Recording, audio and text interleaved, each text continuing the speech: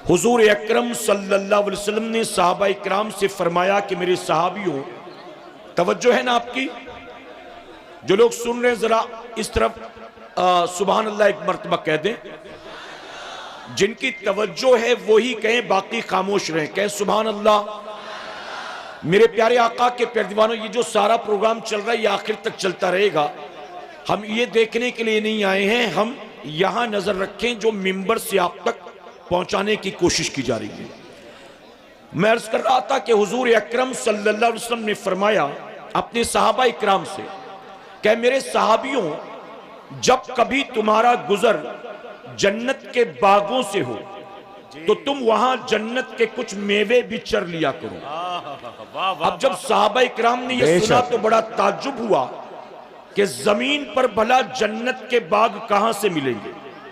हमने मक्के में खजूरों के बाग देखे, हमने मदीने में भी खजूरों के बाग देखे, हमने अरब के मुख्तलिफ शहरों में खजूरों के बाग देखे। आखिर जमीन पर जन्नत के बाग कहां मिलेंगे? तो अर्ज करते हैं कि या रसूल अल्लाह सल्लल्लाहु अलैहि वसल्लम, जमीन पर जन्नत के बाग कहां मिलने वाले हैं?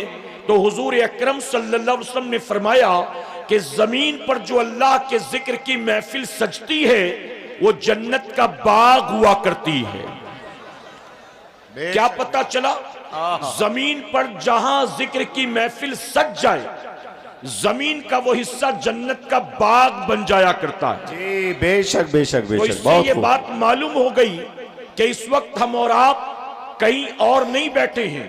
हम कहां बैठे हैं जी? हम जन्नत के बाग में बैठे हैं। मेरे प्यारे आका के प्यारे दीवानों, इसे जन्नत का बाग हमने नहीं कहा, बल्कि जिसके सदक़े में रब ने जन्नत को पैदा फरमाया है उस नबी ने जिक्र की महफिल को कहा यह जन्नत का बाग है। और यह जन्नत का बाग हमारे और आपके जमा होने से नहीं बना, बल्कि अल्लाह के जिक्र की बरकत से यह मैदान जन्नत का बाग बन गया। पता चला जहां रब के जिक्र की महफिल सजे, चाहे वो चौक हो, चाहे चौराहा हो, चाहे वो खेत हो, चाहे वो मैदान हो, जहां जिक्र की महफिल जमती है अल्लाह उस जमीन को जन्नत का बाग बना देता है। तो मालूम हुआ हम कहां बैठे हुए हैं? जन्नत के बाग में। मेरे प्यारे आका के प्यारे दीवानों, बहुत से लोग हर चीज में लॉजिक ढूंढते हैं, और खास तौर पर पढ़ा लिखा नौजवानों का तबका, वो कहता है ये जन्नत का बाग है तो इसका लॉजिक क्या है? अगर जन्नत का बाग है तो जन्नत जैसा कुछ नजर क्यों नहीं आता? न दाएं जन्नत जैसा कुछ है, न बाएं जन्नत जैसा कुछ है, न आगे जन्नत जैसा कुछ, न ऊपर नीचे जन्नत जैसा कुछ। आखिर जन्नत का बाग है तो जन्नत जैसा नजर कुछ क्यों नहीं आता? तो मेरे प्यारे आका के प्यारे दीवानों, याद रखें, नबी ने फरमाया ये जन्नत का बाग है। अल्लाह तबारक तआला कादिर मुतलक है।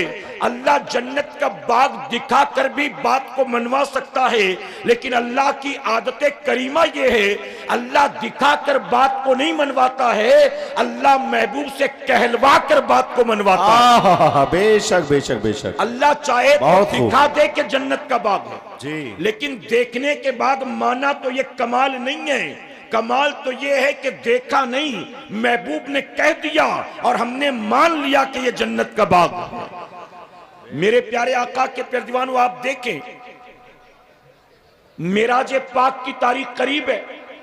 हुजूर अकरम सल्लल्लाहु अलैहि वसल्लम जब सफरे मेराज से वापस आए तो सहाबा इकराम ने हुजूर अकरम सल्लल्लाहु अलैहि वसल्लम को घेरा। तवज्जो है ना आपकी? आकर अर्ज करते हैं या रसूल अल्लाह सल्लल्लाहु अलैहि वसल्लम, हमने खुदा को नहीं देखा, लेकिन आप तो देख कर आ गए हैं।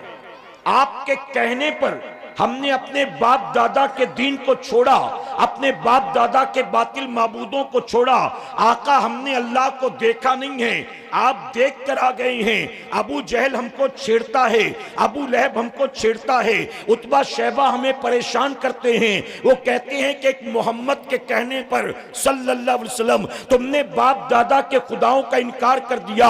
अरे जिस खुदा को तुमने देखा नहीं है, जिसकी आवाज को तुमने सुना नहीं है, जिसे तुम कभी महसूस नहीं कर सकते हो। आखिर तुमने उसका कलमा पढ़ लिया, हमारे साथ मक्के के बुतकदे में चलो, हम वहां तुम्हें अपने खुदा दिखाते हैं। वहां लात का बुत मौजूद है, मनात का बुत मौजूद है, उज्जा का बुत मौजूद है, हम तुम्हें अपने खुदा को दिखाते हैं। तुम देख भी सकते हो, उनके करीब जाकर बैठ भी सकते हो, हाथ लगाकर उन्हें महसूस भी कर सकते हो। आका दिन रात मक्के के मुशरिकीन हमको परेशान करते हैं, ऐ आका हम उनको जवाब देना चाहते हैं, हमने खुदा को नहीं देखा, आप देख कर आ गए हैं, कम से कम हमको बता ही दें हमारा रब कैसा दिखाई देता है, हमें बताएं कि हमारा मौला कैसा दिखाई देता है। तो जानते हो मेरे नबी ने क्या जवाब दिया था? आका फरमाते हैं तुम मुझसे पूछते हो, मैं तुम्हें बताऊं कि अल्लाह कैसा दिखाई देता है। अरे कोई मिसल हो तो मिसाल दो, अल्लाह ऐसा दिखाई देता है। अल्लाह जैसा कुछ भी नहीं, कैसे बताऊं कि अल्लाह कैसा दिखाई देता है? जब नबी ने फरमाया कोई मिसल हो तो मिसाल दो, तो जानते हो सारे सहाबा बिन देखे एक जबान होकर पुकार उठे, एक देखने वाले का कहा मान लिया है, एक देखने वाले का कहा मान लिया है, बिन देखे तुझे हमने खुदा मान लिया।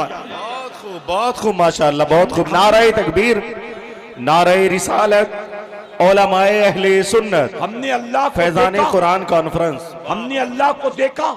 जी जी नहीं देखा। मानते हैं ना कुरान अल्लाह का कलाम है, नबी ने कह दिया, हमने मान लिया ना। नबी के कहने पर जन्नत को भी मान लिया, नबी के कहने पर मैदाने कयामत को भी मान लिया, नबी के कहने पर हिसाब किताब के दिन को भी मान लिया। जब नबी के कहने पर जन्नत को मान सकते हो, तो उसी नबी के कहने पर इस मैदान को, जन्नत का बाग क्यों नहीं मान सकते हो? तो हम कहां बैठे हैं? जन्नत के बाग में बैठे हैं, तो फिर उसका अदब भी होना चाहिए ना। जन्नत के बाग में बैठे हैं तो उसका एहतराम भी होना चाहिए। अब मेरे प्यारे आका के प्यारे दीवानों, सहाबा इकराम को जन्नत के बाग का पता चल गया, तो सहाबा इकराम अर्ज करते आका वहां मेवे कौन से मिलेंगे खाने को? यानी जन्नत के बाग में बैठे तो मेवा कौन सा? तो हुजूर अकरम सल्लल्लाहु अलैहि वसल्लम फरमाते हैं जिक्र की महफिल में बैठकर सुबहान अल्लाह कहना, माशा अल्लाह कहना, अल्लाह अकबर कहना, ये गोया जन्नत के बाग में बैठकर जन्नत का मेवा खाने की तरह से।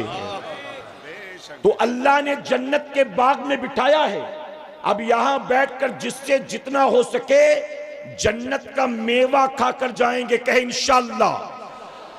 मेरे प्यारे आका अलैहिस्सलातु तस्लीम के प्यारे दीवानों, अब एक बात और अर्ज करूंगा, जब अल्लाह के जिक्र की बरकत से जमीन का हिस्सा जन्नत का बाग बन सकता है, अगर अपने घरों में भी हर मुसलमान अल्लाह के जिक्र की आदत बना ले, अल्लाह हर मुसलमान के घर को भी जन्नत का बाग बना देगा।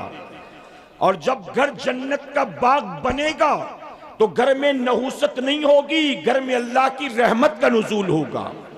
जब घर जिक्र की बरकत से जन्नत का बाग बनेगा तो भाई भाई में झगड़े नहीं होंगे, अल्लाह दिलों में मोहब्बत पैदा करेगा। जब जिक्र की बरकत से हमारे घर जन्नत का बाग बनेंगे तो बीवी शौहर का हक अदा करती नजर आएगी, शौहर बीवी का हक अदा करता नजर आएगा, औलाद माँ बाप का एहतराम करती हुई नजर आएगी। जब घरों में जिक्र की बरकतों से अल्लाह घर को जन्नत का बाग बनाएगा तो घर में मुसीबत नहीं होगी, अल्लाह घर में बरकत का नुज़ूल फरमाएगा। तो हमें मैदानों में ही जिक्र नहीं करना, घरों में भी अल्लाह के जिक्र की आदत डालनी है कि इंशाअल्लाह। अब एक और बात बताऊं, मेरे प्यारे आका के प्यारे दीवानों, जन्नत के बाग में बैठे उलमा भी मौजूद हैं, कोई फतवा न लगाए, एक बात मोहब्बत की अर्ज करता हूं, कयामत के दिन जब हिसाब किताब मुकम्मल होगा, जहन्नमियों को जहन्नम में झोंक दिया जाएगा और जन्नतियों को जन्नत में दाखिल कर दिया जाएगा। कह सुभान अल्लाह। जन्नतियों को जन्नत में दाखिल किया जाएगा। फिर फरमाया गया जिनके सीने में राई के दाने के बराबर ईमान होगा, ऐसे जहन्नमियों को जहन्नम से निकाल कर जन्नत में दाखिल कर दिया। सुभान अल्लाह, क्या बात है, बहुत कैसे होंगे? हुजूर अकरम सल्लल्लाहु अलैहि वसल्लम की शफाअत के सदक़े उन जहन्नमियों को जहन्नम से निकाल कर जन्नत में दाखिल कर दिया जाएगा। ये तो आता है किताबों में जी। कि बहुत से जहन्नमी जहन्नम से निकालकर हुजूर की शफाअत के सदके या सीने में राई के दाने के बराबर ईमान होगा, उसकी वजह से निकालकर जन्नत में दाखिल कर दिया जाएगा। लेकिन जो जन्नती एक बार जन्नत में चला गया फिर उसे जन्नत से निकाला नहीं जाएगा। मेरे प्यारे आका के प्यारे दीवानों, अरे ये तो मुमकिन है कि किसी जहन्नमी को जहन्नम से निकालकर जन्नत में दाखिल कर दिया जाए, लेकिन ये कभी नहीं होगा कि किसी जन्नती को जन्नत में जाने के बाद जन्नत से निकालकर जहन्नम में डाला जाए। तो अब इससे ये बात मालूम हो गई, जब मेरे करीम ने हमें जीते जी जमीन पर जन्नत के बाग में बैठने का मौका दे दिया है, तो जिस रब ने महबूब के सदके जमीन पर जन्नत के बाग में बिठा दिया, अब मरने के बाद मेरा करीम हमें जन्नत से नहीं निकालेगा। हम जैसे ही मरेंगे अल्लाह हमें जन्नत में दाखिल फरमाए। है नारे तकबीर, नारे रिसालत, उलमाए अहले सुन्नत। इसी तरह एक बात और याद रखिए, अब जन्नत के बाग में बैठे हो, ऐ मेरी कौम के जवानों, यहां से उठने से पहले तय कर लेना जन्नत के बाग से होकर आ रहे हैं, बेशक अब जहन्नम में जाने वाला काम नहीं करेंगे।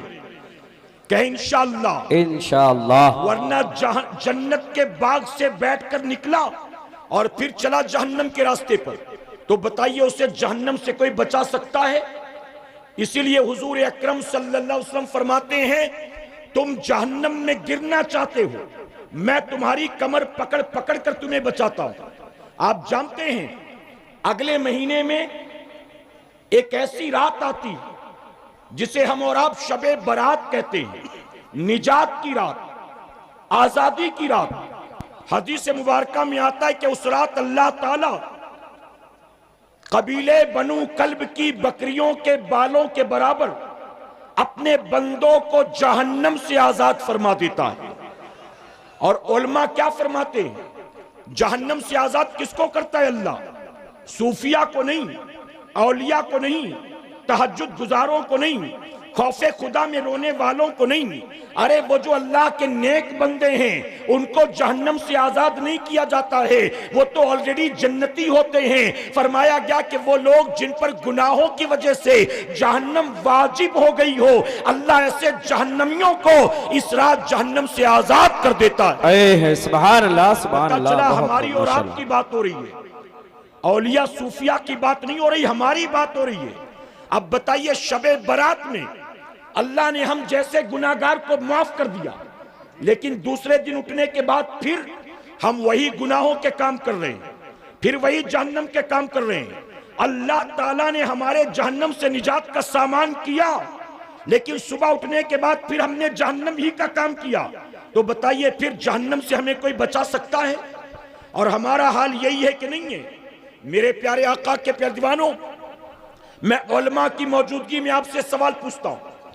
पिछले 2-2.5 साल का अरसा जो हमारी आंखों के सामने से गुजरा है, जिसे पेंडेमिक कहते हैं, जिसे कोरोना काल कहते हैं, आप बताइए इन 2-2.5 सालों में हमने और आपने, हमारे छोटे छोटे बच्चों ने वो सारी चीजें अपनी आंखों से देखी जो हमसे पहले बूढ़े बुजुर्गों ने सोचा भी नहीं था।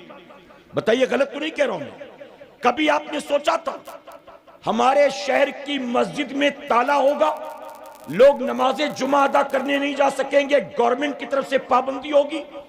आपने कभी सोचा था कि मार्केट, फ्लाइट, बसें, ट्रेन, अस्पताल, ये सब के सब लॉकडाउन की वजह से बंद होंगे? आपने कभी सोचा था? मेरे प्यारे आका के प्यारे दीवानों, एक अनदेखा, अनछुआ, अनजाना दुश्मन जिसे कोरोना वायरस कहते हैं, चाइना से चला, हमारे मुल्क तक नहीं पहुंचा, हमारे शहर तक पहुंच गया, हमारे गांव तक पहुंच गया, हमारी गली तक पहुंच गया, हमारे घर तक पहुंच गया। आप बताइए इन 2-2.5 सालों में हमने कोरोना की वजह से क्या कुछ अपनी आंखों से देखा है। अरे करोड़ों लोग इस वायरस की चपेट में आए हैं और लाखों लोग इसकी वजह से मौत के घाट उतर गए हैं। मेरे प्यारे आका के प्यारे दीवानों, वो इंसान जो बुढ़ापे की वजह से, वो इंसान जो बीपी और शुगर की वजह से, वो इंसान जो ब्लड प्रेशर और टीबी की वजह से, वो इंसान जो हार्ट के प्रॉब्लम की वजह से अपने घर के अंदर कमरे में कैद करके अपने आप को बैठा था कि मैं बाहर नहीं निकलूंगा वरना मुझे कोरोना हो जाएगा। आप बताइए, ऐसे लोग जिन्होंने अपने आप को कोरोना के डर से कमरों में कैद कर लिया था, कमरे में बैठे बैठे उनको कोरोना हो गया कि नहीं हो गया? जी बताइए, है कि नहीं? यहां जितने लोग बैठे हैं, मैं आपसे सवाल पूछता हूं, हम में से हर किसी का कोई ना कोई दुनिया से रुखसत हुआ होगा। आपके खानदान के अफराद, आपके अपने फैमिली मेंबर, हो सकता है कि आपका दोस्त, आपका पड़ोसी, आपका रिश्तेदार। बताइए, यहां कोई एक है जो कहे मेरे जान पहचान में, मेरे गांव में, मेरे खानदान में कोरोना की वजह से किसी का इंतकाल नहीं हुआ? मेरे प्यारे आका के प्यारे दीवानों, करोड़ों लोग इस वायरस की जद में आए हैं और लाखों लोग मौत के घाट उतर गए हैं। और हालात हमने अपनी आंखों से देखा था। कोरोना वायरस के दौर में हमारे शहर की मस्जिद ही पर ताला नहीं था, बल्कि तवाफे काबा से भी रोक दिया गया था। हजरे अस्वद के बोसा लेने पर पाबंदी लगा दी गई थी। हज उम्रे पर पाबंदी लगा दी गई थी। मस्जिद हराम में दाखिले से मना कर दिया गया था।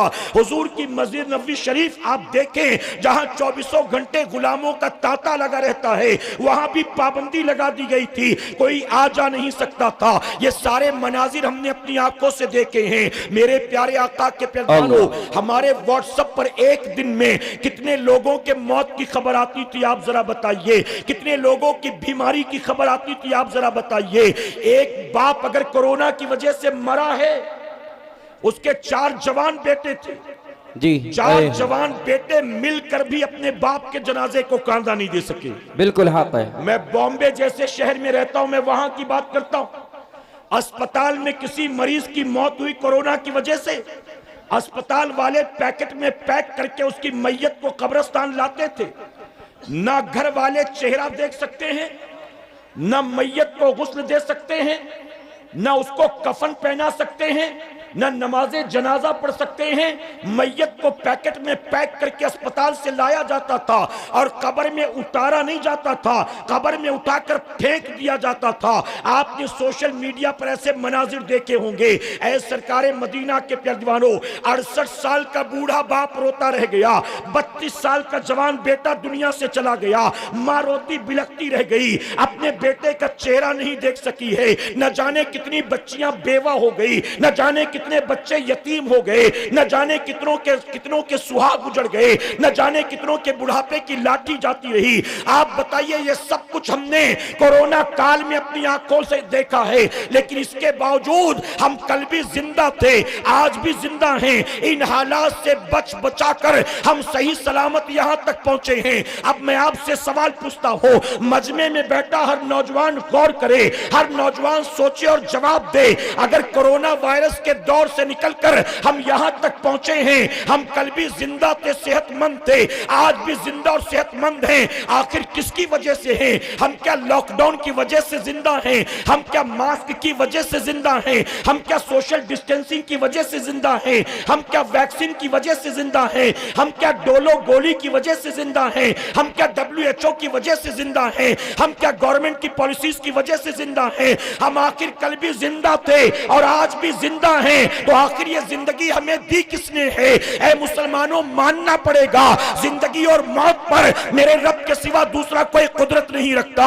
अगर कल भी जिंदा थे और कोरोना काल से बचाकर सही सलामत यहाँ पहुंचे हैं, तो किसी और की वजह से नहीं है, बल्कि अल्लाह ने हमारी हिफाजत की है, अल्लाह ने हमको जिंदगी दी है। अब बताइए, जिस रब ने 2-2.5 साल के अरसे में इस बीमारी से हमारी और आपकी हिफाजत की, इस वायरस से जिसने हमारी हिफाजत की। आज भी क्या वक्त नहीं आया है अपने उस रब की बारगाह में रुजू कर लें, अपने उस रब से सुलह कर लें, अपने रब की बारगाह में तौबा कर लें। मेरे प्यारे आका के प्यारवानों, जब तक लॉकडाउन की वजह से मस्जिद पर ताला था, नौजवान कहता था हजरत पता नहीं मस्जिद कब खुलेगी। अब तो बसें भी शुरू हो गई, मस्जिद कब खुलेगी। अब तो बाजार भी खुल गए, मस्जिद कब खुलेगी। अब तो थिएटर भी खुल गए, मस्जिद कब खुलेगी। अब तो होटल भी खुल गए, मस्जिद कब खुलेगी। अब तो फ्लाइटें भी जाने आने लगी, मस्जिद कब खुलेगी। जब तक लॉकडाउन की वजह से मस्जिद बंद थी, मुसलमान नौजवान परेशान था, मस्जिद कब खुलेगी, मस्जिद कब खुलेगी।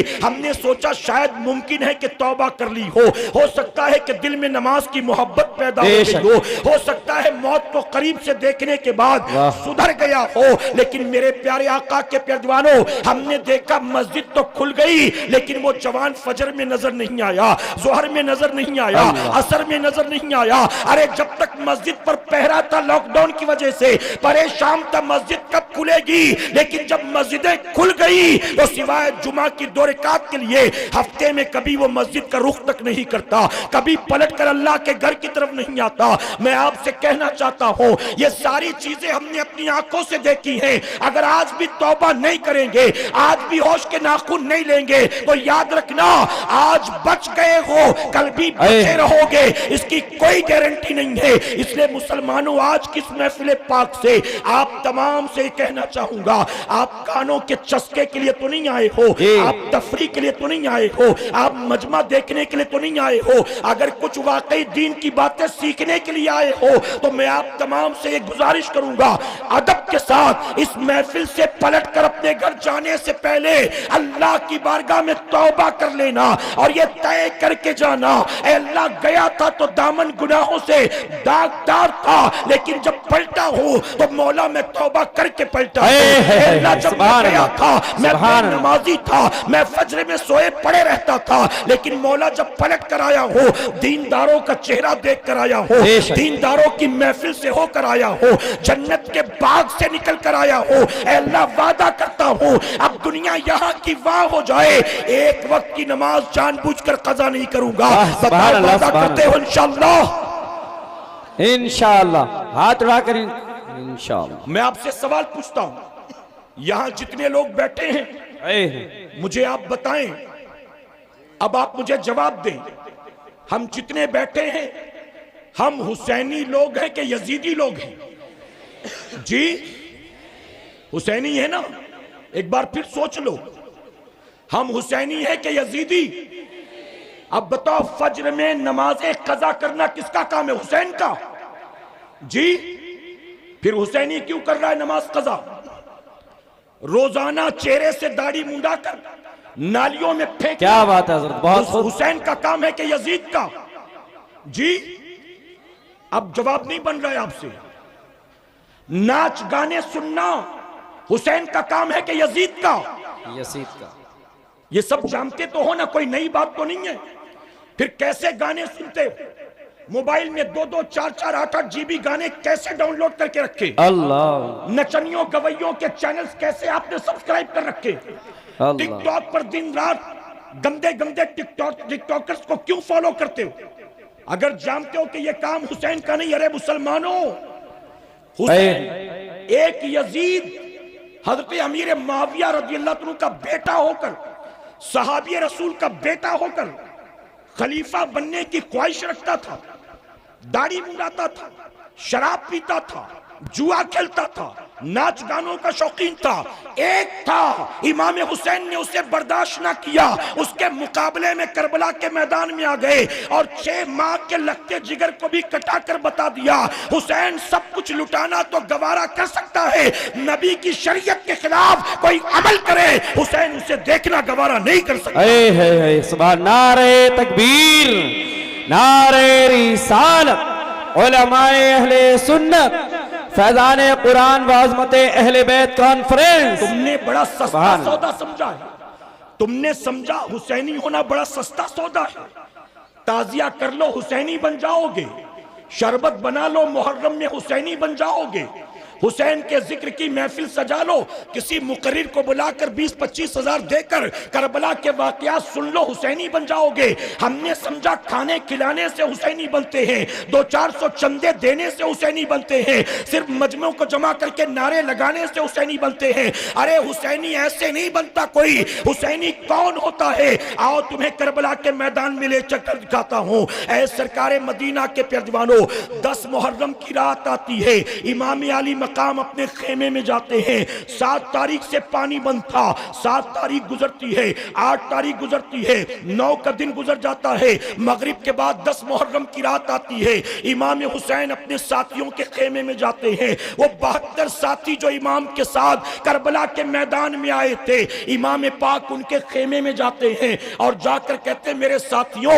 यजीद का झगड़ा मेरे साथ है, यजीद की दुश्मनी मेरे साथ है, यजीद का तुमसे कोई मामला नहीं है। अब मैं तुम सबको इजाजत देता हूं, 3 दिन से तुमने मेरी खातिर भूख और प्यास बर्दाश्त की, तुम मेरे साथ मदीने से चले, तुम मेरे साथ मक्के से चले, तुम मेरे साथ करबला में पहुंचे, तुमने मेरी खातिर बड़ी कुर्बानी दी है। अब मैं चाहता हूं कि तुम सब वापस चले जाओ। अगर तुम चले जाओगे तो तुम्हारी जान बच जाएगी। उसकी वजह कि मैं जानता हूं कल जब सुबह का सूरज निकलेगा, यजीदी तीर तलवार चलाएंगे, यजीदी मेरे मुकाबले में आएंगे। अगर तुम मेरे साथ रहोगे तो तुम्हें भी अपनी जानों से हाथ धोना पड़ेगा। इसलिए मैं कहता हूं तुम सारे चले जाओ। आपके तमाम साथी खामोश खड़े थे। इमाम हुसैन कहते हैं, तुमने मेरी खातिर जो कुछ किया, कल कयामत के दिन नाना की बारगाह में गवाही दूंगा। तुम मेरी खातिर भूखे प्यासे हो, कल कयामत के दिन नाना से आबे कौसर पिलवाऊंगा, नाना की शफाअत तुम्हारे हक में दिलवाऊंगा। लेकिन अभी चाहता हूं चले जाओ।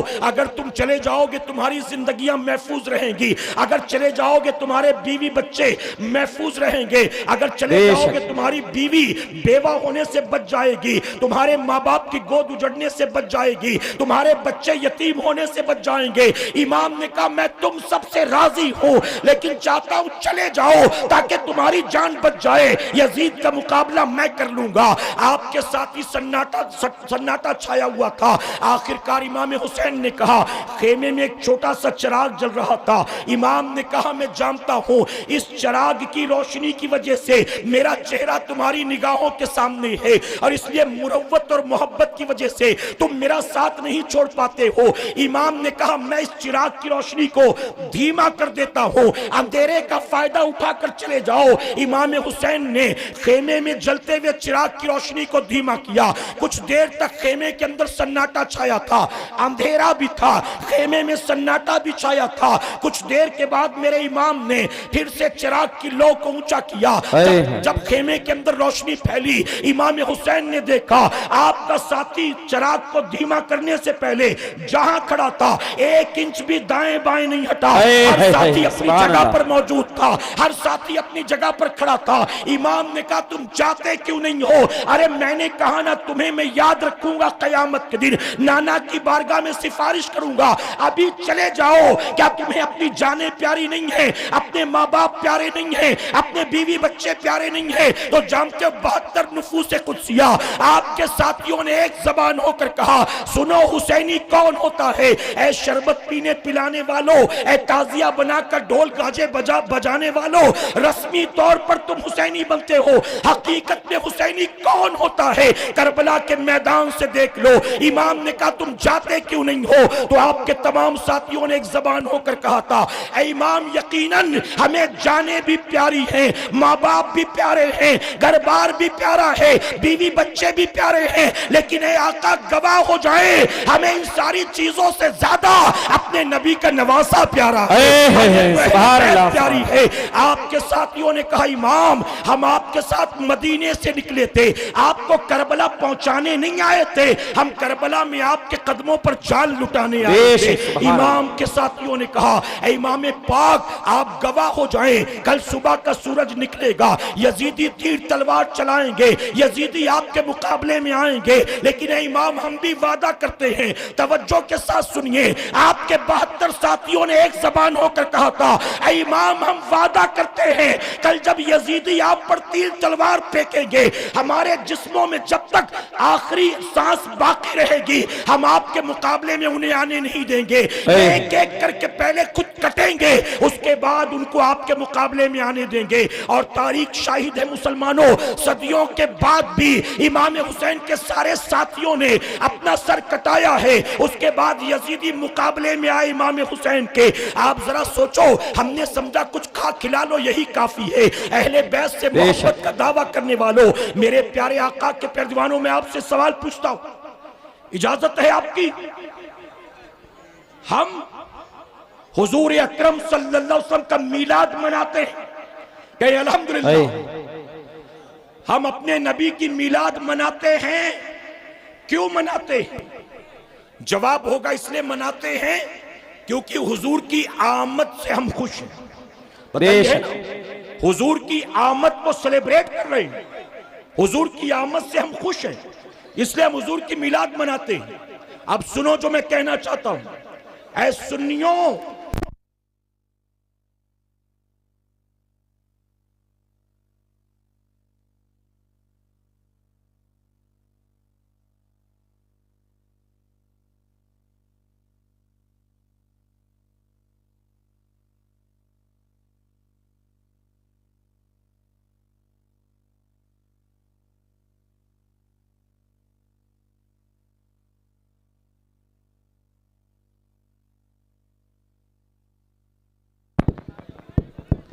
एक बार दुरूद शरीफ पढ़ लें आप।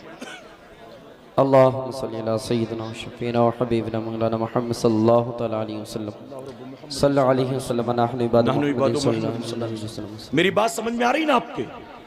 तो मेरे प्यारे आका के प्यारे दीवानों, वो करबला के मैदान में जो 72 हुसैनी थे, उन्होंने खाक खिलाकर हुसैन के नाम पर जान नहीं दी, बेशक सब कुछ लुटाकर अपने इमाम के नाम पर जान दी। हक बात है, बेशक। और सुभान अल्लाह। इमाम हुसैन के नाम का लंगर खाकर भी हमसे अल्लाह का सजदा नहीं होता।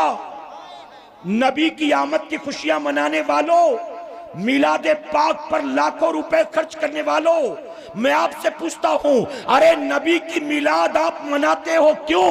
क्योंकि हम नबी के आने पर खुश हैं। जरा दिल पर हाथ रखकर जवाब दो, जिस नबी के आने पर तुम खुश होते हो, क्या कभी तुमने सोचा वो नबी भी हमसे खुश है कि नहीं है? हम तो बड़ा खुश हैं उनकी आमद पर, लेकिन वो हमसे खुश है कि नहीं भला बताओ? कल कयामत में तेरा मेरा क्या बनेगा, ये हमारी खुशी पर डिपेंड नहीं करता, वो नबी की खुशी पर डिपेंड करता है। नबी खुश हैं तो दुनिया भी संवर जाएगी और आखिरत भी संवर जाएगी। नबी खुश नहीं है